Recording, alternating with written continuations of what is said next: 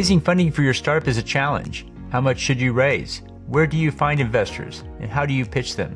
In this segment, How to Raise Funding for Your Startup, we'll answer those questions and more.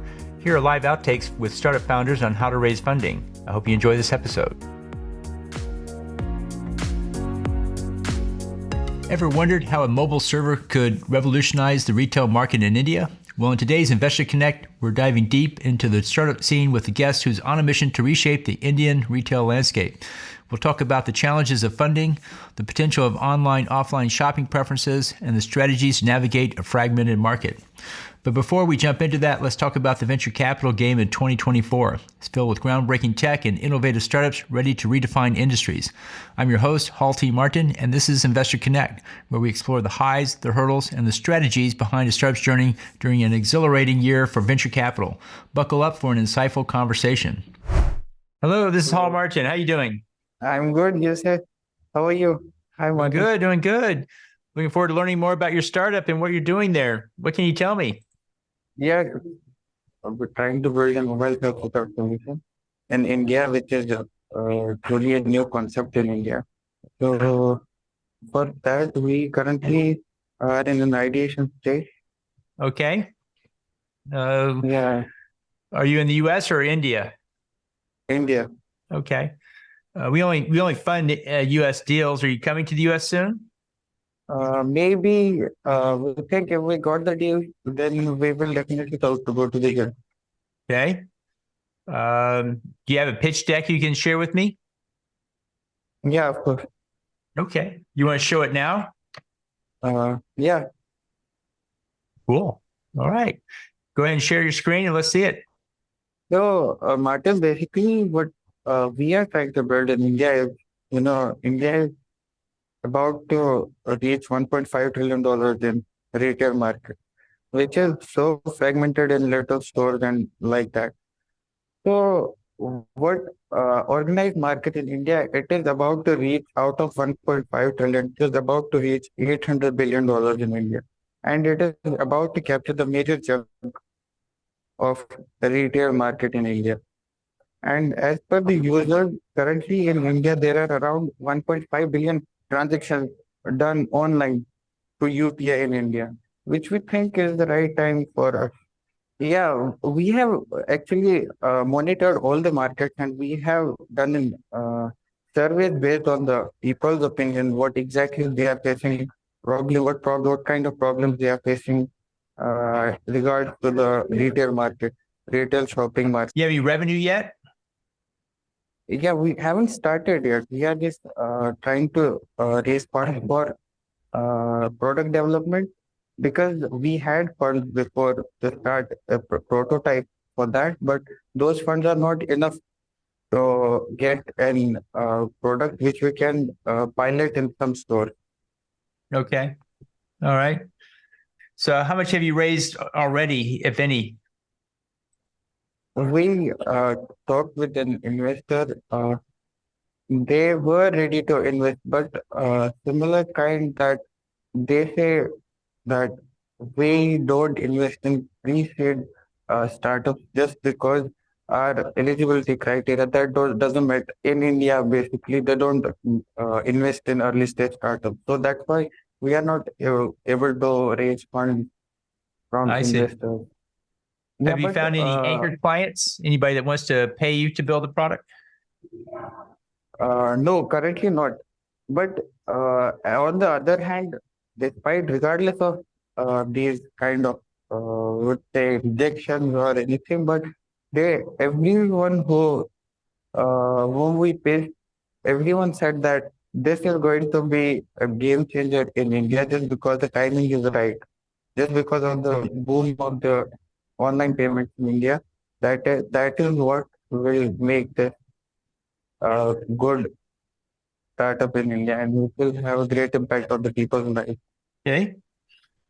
So what's the next step for you guys?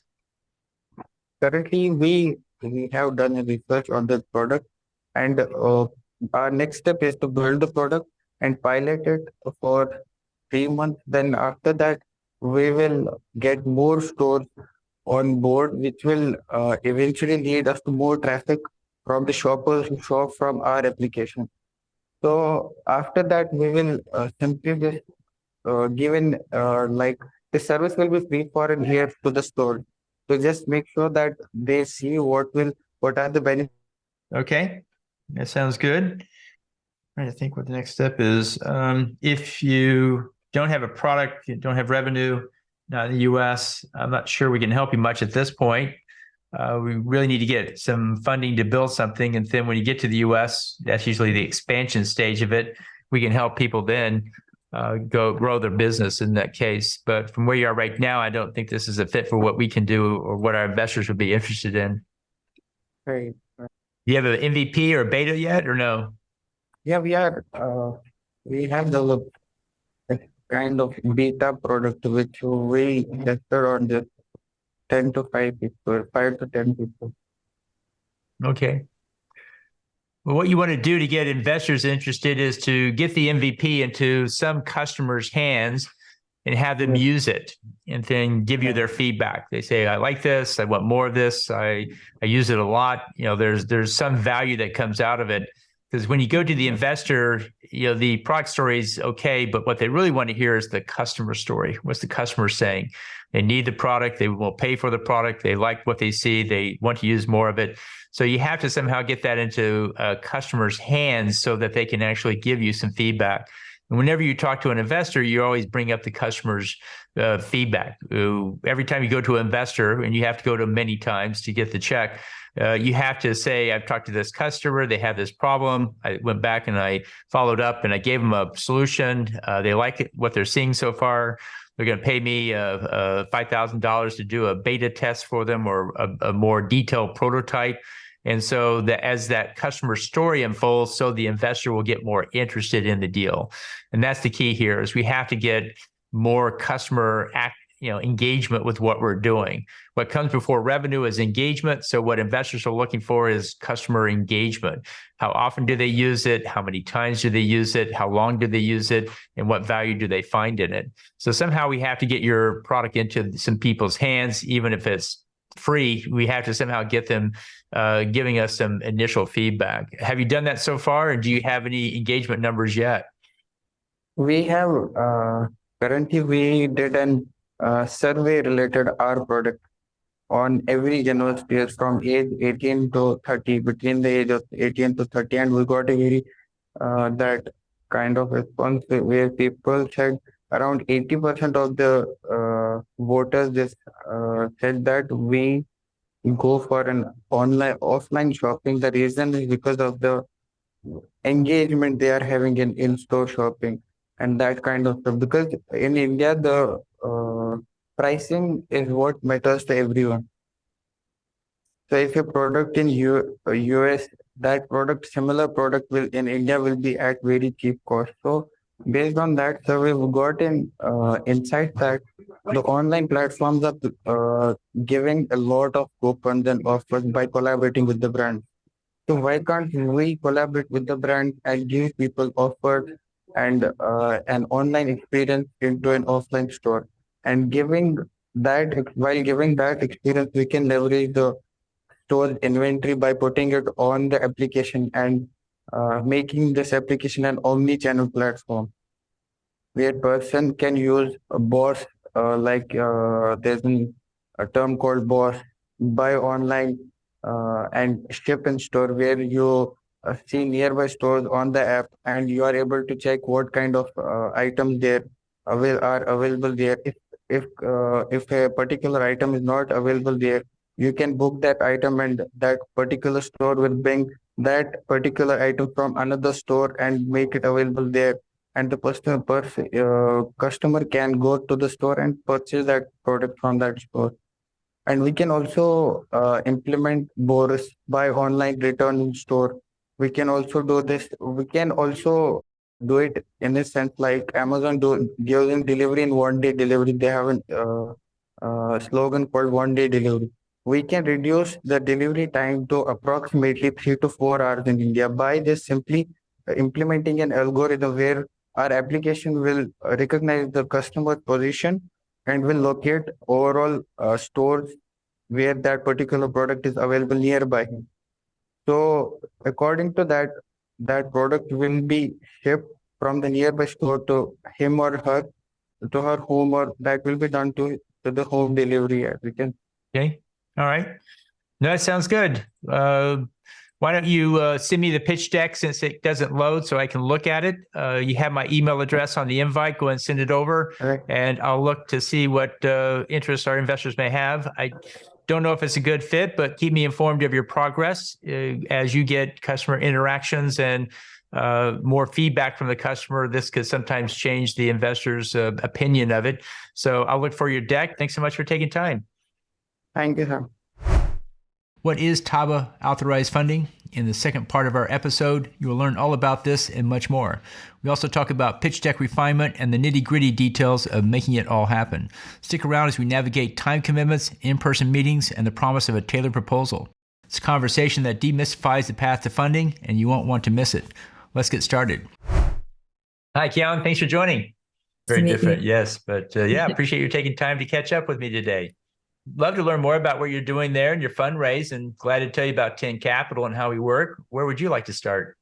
Maybe I like to learn more about what you are doing because this is first time I am engaging in talking to a person like you.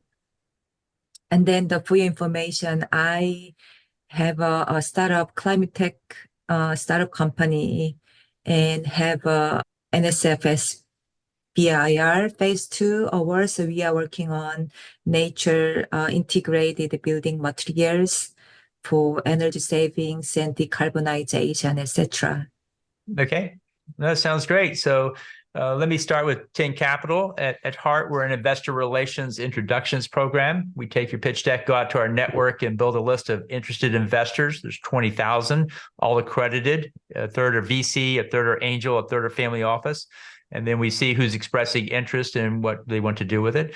We then invite them to come hear you pitch in one of our 5 online events each month, where you pitch 15 minutes to pitch and answer questions to a panel of investors, usually 2.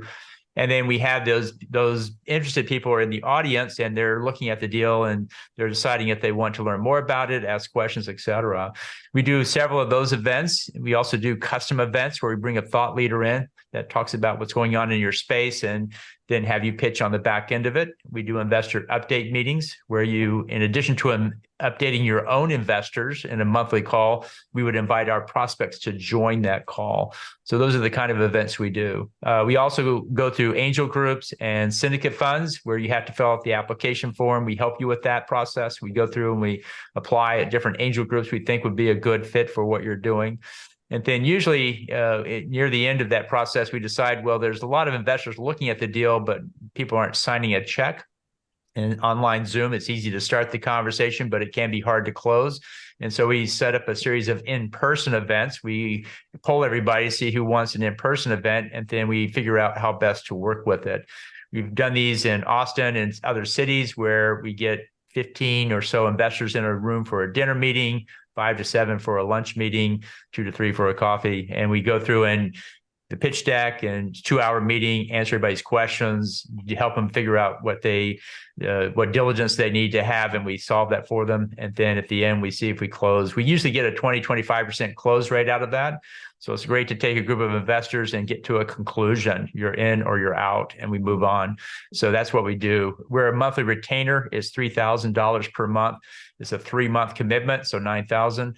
And then after that, it goes month to month. And typically people in 3 months get 500, 700K worth of introductions out of it.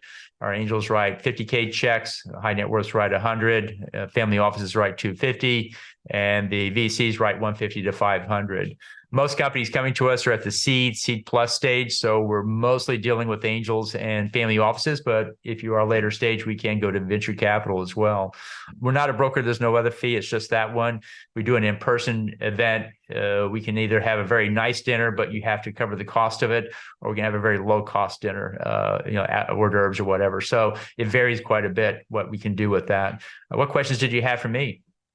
Yeah, in fact, one reason I reached out to you and schedule a meeting is that you, in the email, you indicated that you are also TABA authorized company, TABA.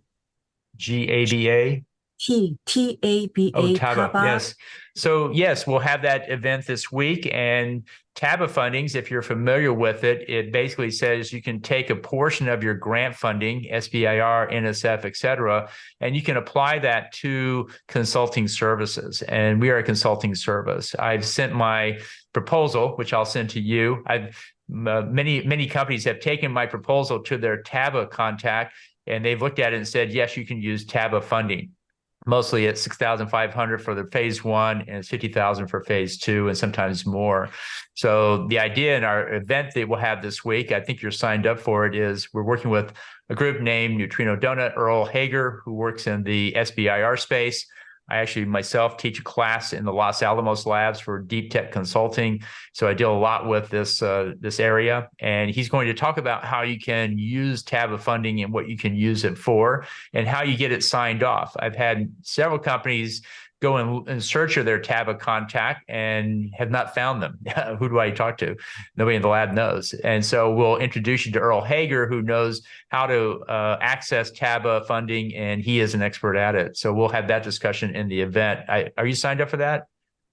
So the way the NSF TABA funds works is that, as you said, I need to submit the scope of work and the deliverables from the TABA authorized companies to the NSF director, and the director will approve or disapprove it. So, I like to see maybe the scope of work because I need to relay this information to the National Science Foundation director, because I want to use the TABA fund if I decide to work with your company. Mm-hmm. That's right. Many people use the TABA funds for us. And so tomorrow at 3:00 Central Time, we're going to have that program. And we have over 100 people signed up for it. So it's a very popular one. A lot of people are going to be looking for the same thing. How do I get my TABA funds to use our services and other things as well? So we'll be glad to see you there. Can you tell me more about your company and your fundraise? Yes, so I have been primarily focusing on the federal grant. So I have raised $1.1 million and $1.25 million from the National Science Foundation. And phase two ends next June, and I am working on commercialization. So we have engaged in full-scale manufacturing. But while working with the early adopters who can adopt my technology, I am also interested in like angel investors or the funding, raising funds from the private entity. Okay, that makes sense. Do you have any revenue yet or no? No, we are pre-revenue. And how much are you trying to raise? I mean, ideally, I don't know whether you are aware or not, the NSF SBIR phase two could match up to 1 million. So they provide 2-to-1 ratio. So if I raise up to 1 million, the NSF will match 500,000. So my goal is to raise 1 million to have an additional fund from the NSF. Okay. And that makes sense. So that sounds good. That tells me what I need to know. So what we can do next is I can send you an email about how we work, and then I'll send you a proposal tomorrow. We'll have the event tomorrow at 3:00. I think you're registered for it, and then we can talk afterwards about next steps and how we can work with you. But once you have the proposal, it'll explain in more detail how we work. Did you have any particular questions about our program? I just want to know whether you have worked with people like me, like a climate tech, who is in the building sector, who is in the the decarbonization or energy savings or good indoor air quality, etc. Yeah, whether you have experience with working with a company like mine. Sure. So, climate tech is 5 to 10% of our deal flow. Majority is life science and tech, is in most cases. We have done alternative energy. We've had biomass deals come through, many solar, many electric vehicle charging systems come through. We've had carbon sequestration systems come through. We've had geothermal on both on the residential and on the commercial scale. That was interesting as well. The thing I find is if you have some of these have very large install structures, like the one with algae was growing algae and it had these huge tanks, and those are typically corporate venture capital because angels and VCs and just can't get angels and family offices just can't get there because of the cost of installing it. So when we get into decarbonization, they either fall into two categories. One is a standard angel deal where anybody can be a part of, or two, it's going to be a corporate VC deal where you're going to need infrastructure money. And we're going to a lot of the energy companies. We're here in Austin. We access Shell, Chevron, Baker Hughes, and others in Houston, where they have corporate VCs and they're making substantial investments into these things as well. We have about 5 VC funds that are traditional that work in the climate tech space. And of course, they're looking for things that are capital efficient. You don't need $20 million to build a tank. You just need $2 million to build the technology. So in which case is your deal? I mean, my original application is for the building like systems as a window or as an interior partitions or the parking shelter, etc. But I am working with algae, and I also realized that I need to figure out the end of the use when the system grow microalgae. And I've been also interested in the tapping into biofuel field. So going back to your questions, I do not know, and hopefully working with your team can also help me with identifying the right investment group. Right.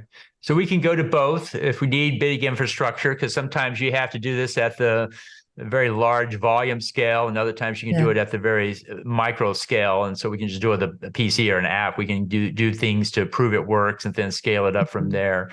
So it just depends upon which one it is as to where we go. Typically, there's infrastructure funding available. If you're building infrastructure, you can get funding, special funding for that. And then if it's not required, well, then we can start much smaller to prove it works, get validation, and then get bigger dollars from either corporate VC or standard VC afterwards, because you have to come up with a fair amount of validated data to get them in. Mm-hmm. Right. I see. And then also, is your team helping me with refining my pitch deck, depending on who I am pitching to? Yes, we make that a part of our program. We'll help you figure out what content we have to put into it. Typically, you have something to start with, and then with that, we modify it. If you want to start from the scratch, we have a basic template to fill out from the beginning. And then we have a design artist that makes it look professional and polished. And there's no extra cost for that. That's just part of our standard program. We would take the first week to do that before we actually go out to the marketplace. We try to do it in 1 week and don't take any more time than that, because we want to get out and start talking to investors as soon as we can. I see. And then can you maybe briefly explain the time commitments and in-person meeting commitments? I will be available for the online meetings, but I also like to know how many, how often, when do I need to present in person? So if we had a good dinner series, we would be doing maybe one a month, one every other one, maybe 2 a month. And if it were in San Francisco, you'd have to fly to San Francisco. You have to go to the dinner meeting that evening, and then the next day you can continue working online until you got back home. A day a month is what I would book for that. And then there's some travel time that goes into it. It would not be 10 or 20 events. It would be 1, 2, or 3 events, I would think. It's not a huge number at this stage. Okay, so you're saying that during those 3-month period, I will have 1 to 3 in-person meetings that require travel. And then that's right. We look to set up at least one, 2, or 3 at the end of in the 3rd month to see if we can have an in-person meeting. In some cases, we have 3 people in Chicago. Well, you just fly to Chicago and then have a lunch here, have a coffee there, have a dinner there. You just drive around. So it's a day. to go do it. So an in-person event is usually one day out of the schedule, and then you have travel time on top of it. Where are you based? Charlotte, North Carolina. Okay. So it's we have a lot of in Austin, Dallas, Bay Area, New York, Chicago are the top four that always come up just because the database is very strong there. You do get Phoenix and Nashville and Peoria, but in most cases, we don't end up doing an in-person event with one-offs. We just get on the phone and Zoom and we work our way through that. But if there's 10 guys coming together, we can generate a lot more funding if they can all come together. So it only makes sense if there's a cluster of people in the city to go do an event. I see. And then you're gonna share the other schedules via email, right? What like programs am I having through your your companies? We'll send you a proposal here tomorrow, most likely, that describes in more detail. I'll send you a short email after we finish here that says, here's how we work and how you pay. The way it works is if you say, hey, I want to do this, you put in the first payment, and then we set up an onboarding call the next day. We'll spend 1 week on the deck. We'll also be working on the intro mailer at the same time. And then it takes about a week and a half to go and get the results back. And then we start going to events is how that works. So it's a pretty fast start. Even with building the deck, we should be out in front of investors in about 2 weeks. Okay. Okay, sounds good. Then I will look forward to receiving your email then. Okay, I'll send it. Thanks so much for taking time. Yeah, thank you. Bye. And that wraps up today's Investor Connect. We've explored the dynamic world of Indian retail startups, tackling challenges and strategies. But before we go, let's revisit the vibrant venture capital scene in 2024, a year filled with innovation and groundbreaking startups. Curious about TABA authorized funding? In part 2, we dove deep into pitch deck refinement and the nuts and bolts of making it happen. As we navigate time commitments, in-person meetings, and the promise of a tailored proposal, remember, the funding journey is complex but thrilling. Thanks for tuning in to Investor Connect. I'm Hall T. Martin, your host. Stay curious, stay informed, and until next time, happy investing. Investor Connect helps investors interested in startup funding. In this podcast series, experienced investors share their experience and advice. You can learn more at investorconnect.org. Hall T. Martin is the director of Investor Connect, which is a 501c3 nonprofit dedicated to the education of investors for early stage funding. All opinions expressed by Hall and podcast guests are solely their own opinions and do not reflect the opinion of Investor Connect. This podcast is for informational purposes only and should not be relied upon as a basis for investment decisions.